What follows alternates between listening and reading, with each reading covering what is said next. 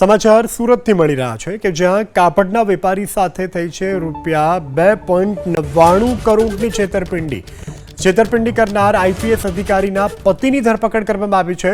રામપુરાના કાપડના વેપારી પ્રયાગ જરીવાલાને મુંબઈની આઈઆઈસીસી 1 અને 2ના પ્રોજેક્ટમાં સરકારી કોટામાં રહેલ ફ્લેટ બતાવી નકલી દસ્તાવેજો આપીને ફ્લેટના વેચાણની અવેજમાં ₹2.99 કરોડ પડાવ્યા। મહારાષ્ટ્રના મહિલા આઈપીએસના પતિ પુરુષોત્તમ ચૌહાણે આ મોટી વાતો કરી અને પ્રયાગભાઈને વિશ્વાસમાં લીધા।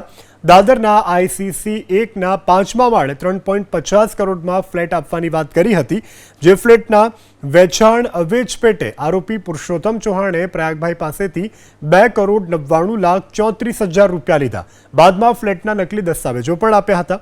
જોકે બાદમાં પ્રયાગભાઈએ ફ્લેટનો કબજો ન આપી છેતરપિંડી આચરી। વેપારીની ફરિયાદના આધારે ઇકો સેલની ટીમે આરોપી પુરુષોત્તમ ચૌહાણની ધરપકડ કરી હાલ 7 દિવસના રિમાન્ડ પર છે।